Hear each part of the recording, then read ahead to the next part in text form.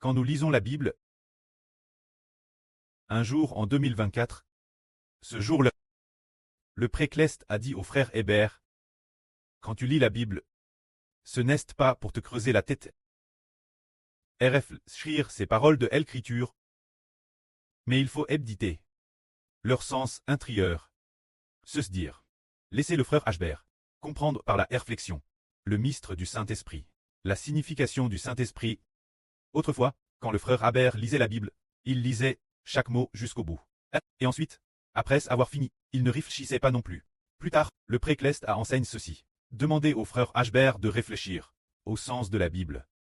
Et non pas lire chaque phrase en particulier, le contenu de chaque phrase, ce n'est pas cela le sens. Ensuite, le frère Hébert va parler du mystère caché de Dieu, notamment le mystère de la vie. Concernant la nature de l'obéissance, dans cela, le précleste lui-même au frère Hébert, et le Seigneur Jésus aussi, on dit plusieurs fois au frère Hébert de lui demander d'obéir au précleste et au Seigneur. Alors le pré et le Seigneur feront que toute chose obéisse au frère Hébert. Alors le frère Hébert va expliquer d'un point de vue biblique, pour les frères et sœurs, certains mystères cachés, afin que les frères et sœurs le sachent. Regardons. Au commencement, il y avait un roi. C'était le roi David. Quand il a commencé à régner, il a très bien agi. Et Dieu l'aimait aussi. De plus, il avait la volonté de bâtir le temple, alors Dieu a fait alliance pour que son trône demeure jamais. Mais plus tard, il a été trahi par rébellion. Et par qui a-t-il trahi? Par son propre fils. Son nom était Absalom, ce fils biologique. C'est rebelle contre David. C'est rebelle contre David.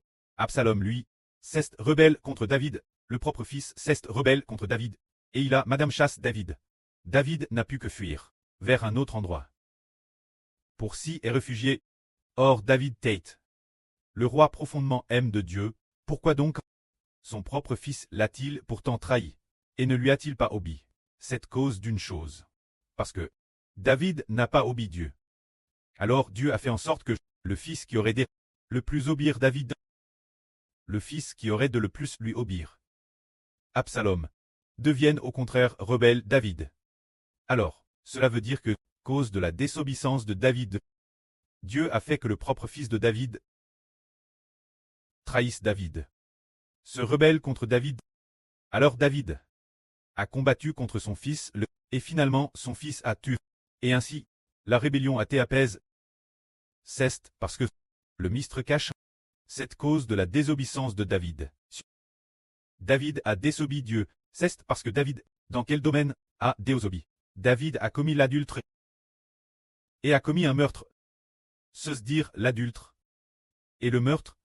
Alors Dieu a fait en sorte que le fils de David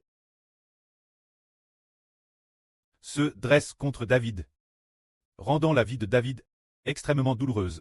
C'est dire que la désobéissance de David a subi la discipline de Dieu. Mais Dieu, une fois le temps de la discipline coule, a continué à faire miséricorde de David. Ainsi, David dans la souffrance a appris à obéir Dieu. David, durant toute la vie de David, c'est sa relation avec la femme d'Uri. Oh, il a commis l'adultère et le meurtre d'Uri. Cette affaire est devenue la tâche de désobéissance dans sa vie. Pour le reste, David a plus bien agi. Regardons maintenant Salomon, le fils de David. Au début de son règne, au tout début, il obéissait Dieu. Parce qu'il obéissait Dieu, le pays était en paix.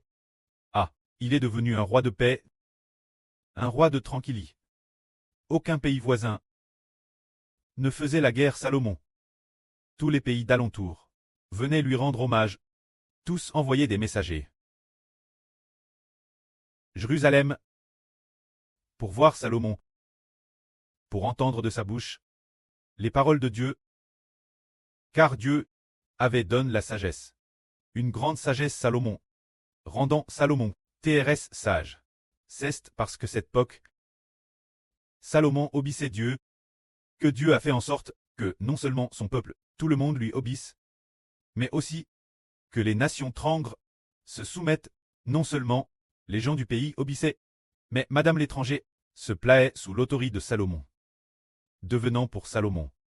Pour le royaume d'Israël, d'États vassaux. Devenant pour le royaume d'Israël, d'États vassaux. Le moment venu, elle chance. Chaque âne temps. Il payait les taxes correspondantes. Ou divers présents. Comme tribut Salomon. C'est dire que les nations Trang apportaient un tribut Salomon. Ce point-là, parce que Salomon cette époque obéissait Dieu. Mais, plus tard Salomon a commencé à s'éloigner de Dieu, il a pris pour femme des idolâtres. Il a pou beaucoup de trangres qui adoraient des idoles. Alors, ces femmes ont séduit Salomon.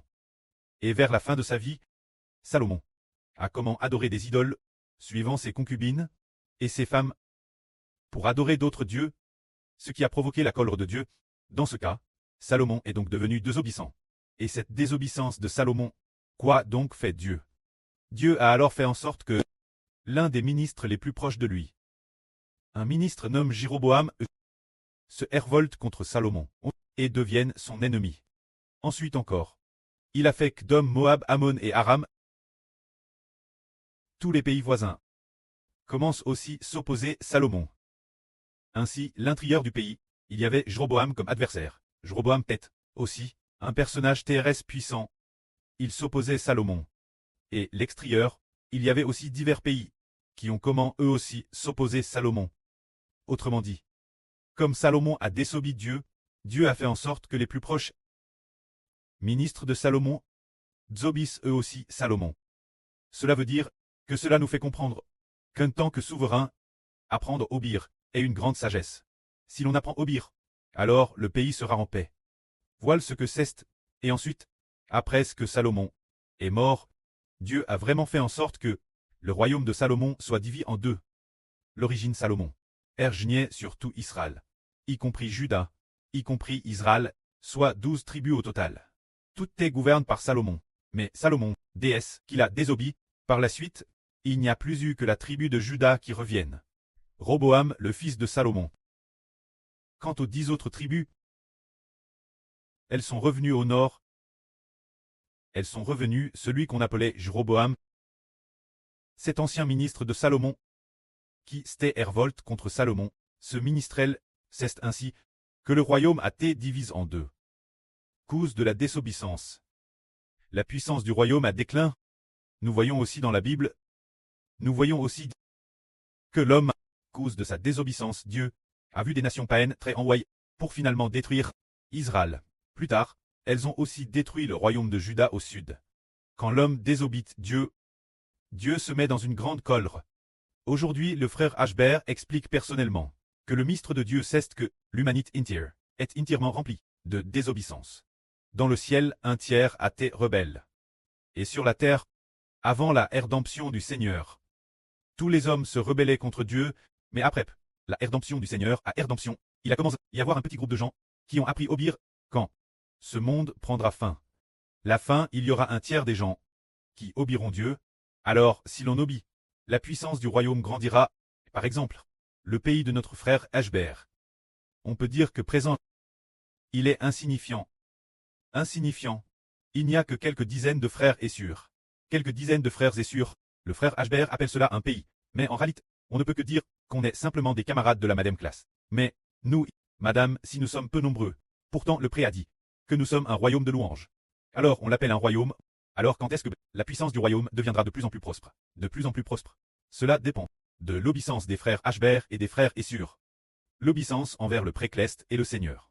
Plus l'obéissance est grande, plus le royaume est florissant. Alors l'origine, nous tions insignifiants, mais en obéissant sans cesse, en obéissant de toute notre vie. Dieu et au Seigneur. Le pré a fait en sorte que le pré et le Seigneur fassent que notre royaume devienne de plus en plus prospère. De plus en plus prospère. L'origine, il était insignifiant. Dans le monde, plus petit que n'importe quel royaume.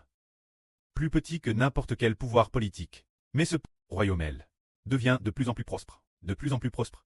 La fin plus prospère que n'importe quel royaume. Plus prospère que tous les autres. La fin, il pourra détruire tous les royaumes.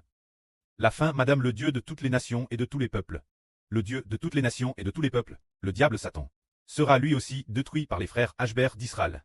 détruits, et tous les partisans de Satan seront aussi détruits, et tous les descendants de Satan seront aussi détruits. Tout cela cause de l'obéissance. L'obéissance. Ainsi le royaume devient prospère. Alors le précleste, cause de la désobéissance de l'homme, a fait mourir l'homme. Nous voyons qu'Adam a désobéi. Adam et les descendants d'Adam sont tous morts. Et alors, cause de la désobéissance de l'homme, Dieu a dit, tu peineras et travailleras durement, pour avoir de quoi manger, et en plus, la terre produira des pines et des chardons. Quand tu cultiveras la terre ne te servira plus, tu mangeras la sueur de ton front, pour avoir de quoi manger, et puis, tu mourras, et retourneras à la poussière, car tu viens de la poussière. Et la fin, tu y retourneras. Cela rend l'homme dans une souffrance indicible, une souffrance extrême. Jusque quand donc l'homme pourra-t-il enfin recevoir la bénédiction? Ensuite, ce ne sera plus cette tâte. Il commencera à recevoir la bénédiction et obtenir le repos, jusqu'à ce que l'homme apprenne à obéir Dieu et obéir au Seigneur. Alors seulement l'homme pourra obtenir le repos. Eschber a dit par d'une erreur. Appelle le frère Pierre, il ne voulait pas obéir, il ne voulait pas tout abandonner. Pour construire ensemble, pour suivre ensemble, alors, le précleste l'allait dans une souffrance indicible. Dans une souffrance indicible. Il n'avait peut-être que 40 et quelques ânes, presque 50 ans, mais ses cheveux étaient entièrement blancs. Il n'avait peut-être plus un seul cheveu noir. Il ne pouvait que se teindre les cheveux. Et puis, il travaillait plus de 10 heures par jour. En s'efforçant de travailler, sans jamais rien pouvoir pargner, tout en tant que rebelle de dette, dans une souffrance indicible. Le prêtre c'était le frère Jean Eschber, qui a vu de ses propres yeux et a dit, si l'on n'obéit pas Dieu, Dieu fait en sorte que quoi qu'on fasse, on ne reçoive pas de bénédiction, quoi qu'il fasse. Il n'était pas béni, tout n'était que peine et labeur. Peut-être voulait-il obtenir, et espérait-il travailler davantage, pour en tirer un meilleur profit, mais Dieu faisait en sorte que plus il travaillait, plus ses dettes augmentaient. Plus il peinait travailler, plus ses dettes augmentaient encore et encore. C'est ce que le frère Jean Eschber a vu de ses propres yeux, bien Esser le frère Liobot a aussi vu cela, le frère Joseph l'a vu aussi. Il semble que la sœur Rebecca est aussi au courant de cette affaire. Bien Esser les frères et sœurs étaient eux aussi au courant, autrement dit. Cela nous fait comprendre que ceux qui n'obéissent pas, frères et sœurs, regardez bien, ceux qui ne veulent pas obéir au frère Eschber, ne veulent pas obéir au Seigneur, ne veulent pas obéir au précleste, et disent, moi je vais travailler, parce que je dois travailler, car chez moi il y a encore beaucoup de choses à faire. Alors le précleste dit, qu'il continue donc sans cesse, qu'il continue de travailler, et malgré tout il vit toujours au mois le mois. Il arrive madame que plus il travaille, plus ses dettes s'aggravent, et qu'il perde madame son emploi. Il a perdu son travail, il fait des efforts, il cherche avec acharnement, mais madame après 6 mois de recherche, il n'a toujours pas de travail. La souffrance est insupportable. Le précleste fait cela exprès. Mais, nous qui obéissons au précleste et au Seigneur, sans madame travailler, sans madame aller au travail, nous ne manquons de rien, et recevons d'abondantes bénédictions, dans la joie et l'allégresse. Et puis, la GRCS de la louange devient de mieux en mieux.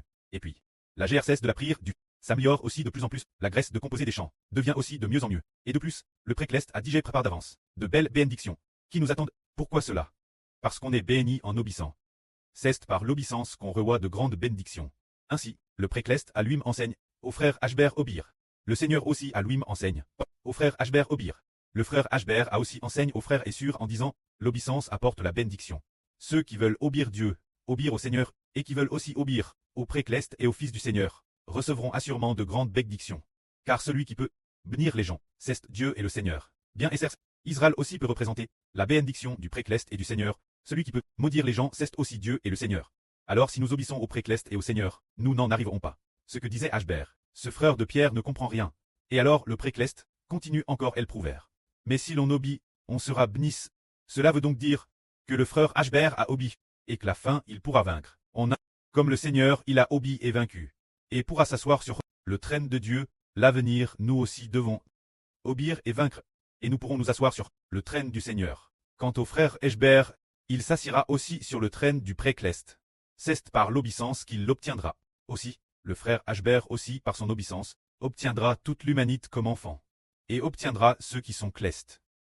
Les frères et sœurs clestes, comme pouses, comme membres du corps, c'est par l'obéissance qu'il obtiendra toutes choses. Que la gloire revienne au preux et au Seigneur. Amen.